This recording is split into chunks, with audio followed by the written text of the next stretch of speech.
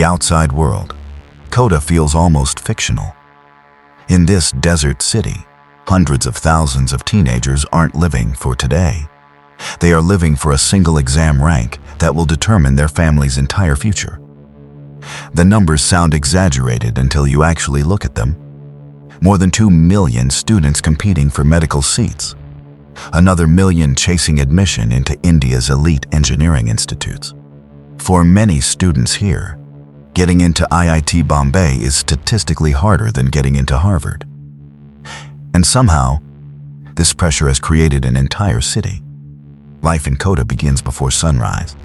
By 5:30 a.m., students are already moving through the streets carrying backpacks, notebooks, water bottles, half-finished breakfasts. Some rush toward coaching vans. Others walk in silence beside groups of equally exhausted students. The strange thing is how normal all of this feels once you've been here long enough. No one looks surprised anymore. Not by the schedule, not by the sleep deprivation, not even by the fact that many students study 15 or 16 hours a day. The coaching buildings are impossible to miss. Huge glass structures covered in giant photographs of toppers. AR1, AR12, AR38. Numbers aren't just scores here, they're identities. Their ranks are printed beside their faces like movie credits. Some students stare at those banners every morning on their way to class. Others stop noticing them completely. Inside, classrooms can hold hundreds of students at once. Rows of plastic chairs, bright whiteboards, air conditioning fighting against Rajasthan heat. And then the lecture begins.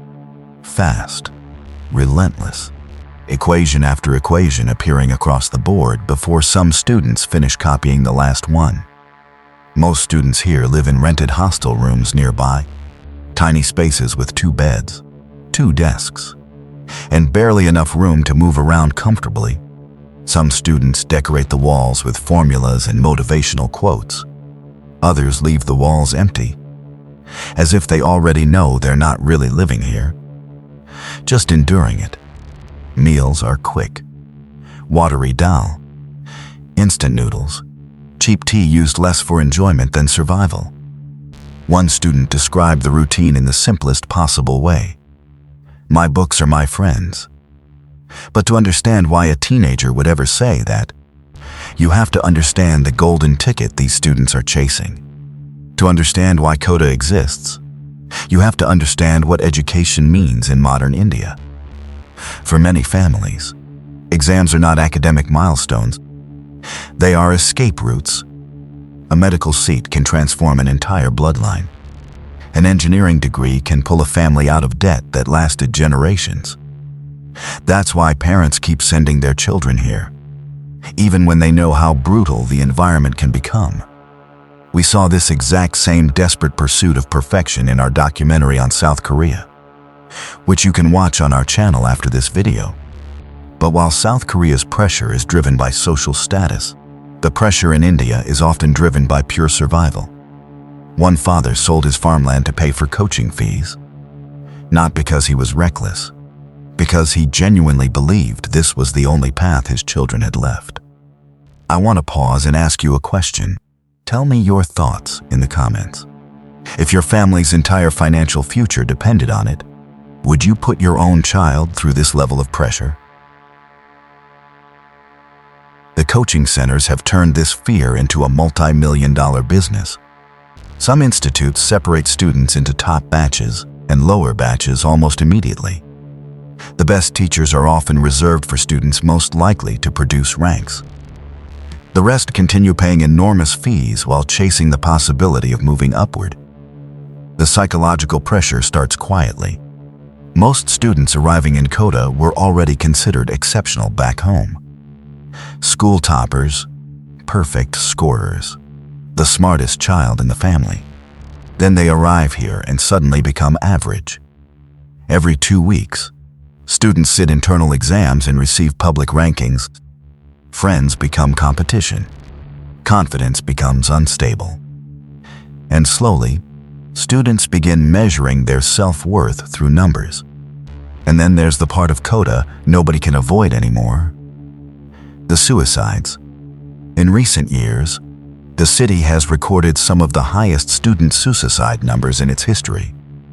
In one single year alone, at least 27 students died, most of them teenagers. Police reports, hostel records, diary entries. The stories begin sounding painfully similar after a while. Fear of disappointing family, fear of low marks, fear of becoming ordinary. The crisis became so severe that some hostels began removing ceiling fans and replacing them with spring-loaded devices designed to prevent hangings. Think about what that means. An entire city redesigning ordinary household objects because academic pressure had become deadly.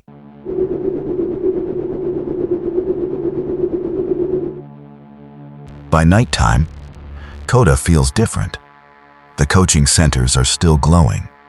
Students continue walking between libraries, hostels, and late study sessions long after dark. Inside many hostel rooms, alarms are already being set for the next morning. 4 hours later, some students will wake up and begin the exact same routine again. The same buses, the same classrooms, the same pressure, and somewhere in the middle of all this, childhood quietly disappears. And yet the system continues growing, because for every student crushed by Kota, another leaves with the exact future their family dreamed about. That contradiction is what makes this city difficult to judge. Kota creates suffering, but it also creates mobility. It exhausts children, but it also produces some of the most competitive students in the country. And maybe that's the real question hanging over all of this. What happens to a society when opportunity becomes so scarce that children begin treating exhaustion as a normal part of survival? If you thought this system was intense, wait until you see how Estonia built the smartest students in Europe by automating childhood entirely. Make sure to subscribe to the Educational Lens so you don't miss our next documentary.